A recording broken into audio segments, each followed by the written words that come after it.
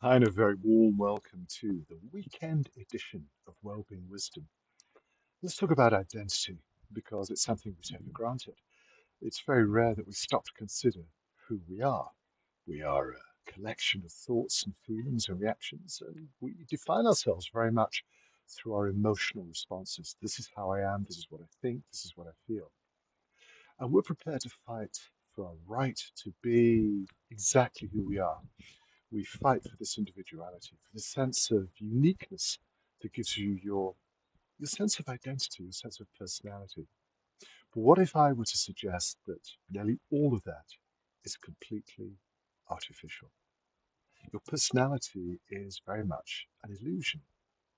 And that's quite striking because we are so deeply attached to this personal sense of self that we never pause to question if there could be something else. In fact, if you question your sense of self, it's very disturbing. There be dragons. There is uncharted territory we probably don't want to explore. But the fact is that nearly everything, and when I say everything, 95 to 99% of everything that you think, everything that you feel, what you believe, how you behave, is completely artificial. And we've demonstrated that countless times in the course of recent research because nearly all of our personality traits are simply a result of behaviors that were imprinted onto our very impressionable subconsciouses when we were small children. Social conditioning from our family, from our environment, lays down a foundation that becomes so deeply embedded in the unconscious and continues to drive all of our behaviors for the rest of our lives that we simply accept it as being a natural expression of who we are. It works. It's been suggested there are strong evolutionary advantages to this particular form of conditioning. But the fact is, it doesn't deal with who you really are.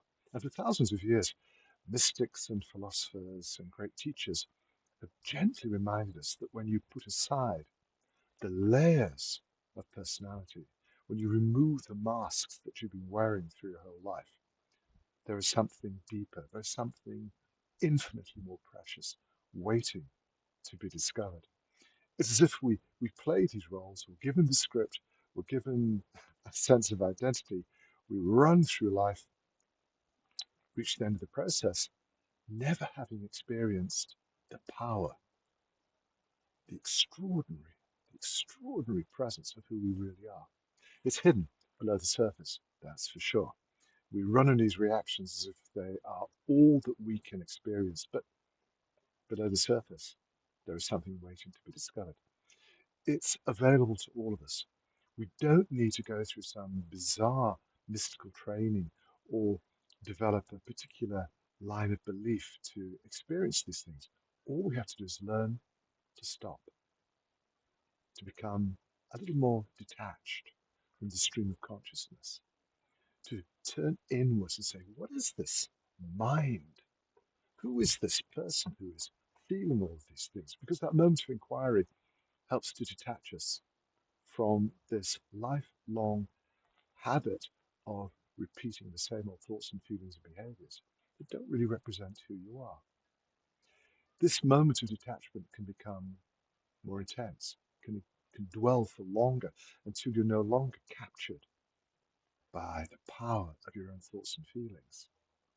And in that moment of stillness and silence, everything is revealed. We've been told for forever that everything we're looking for can be detected, directly experienced within that moment. And if there is one overriding purpose to this life, beyond all the distractions that fill your heart and mind every day, is to discover who you really are. It's been suggested that is the greatest gift you can bring to the world because it changes you forever. And that change will filter out into everybody you meet, every situation you encounter. It is the great prize. Interesting, huh? A point for contemplation because the answer is so close, it's immediate, it's waiting. All we have to do is learn to turn down the noise in our minds and listen to that quiet whisper that's coming from our hearts. Let me know what you think. I was very privileged, I think, to encounter people who live their lives according to these principles. And they are without doubt the most extraordinary people I've been privileged to meet. They never try to tell me what to do, how to be, what to think, what to feel. They simply invited me to find this inner space, the oasis of silence and peace and tranquility that represents our most natural condition. For them, it's just the most normal way of living. And it can have such a profound impact on the quality of life. I think today it's worth sharing, reminding ourselves of what's waiting to be discovered. If you have any comments, I always appreciate your feedback. But in the meantime, just remember to have a wonderful weekend. I'll be back to you next week.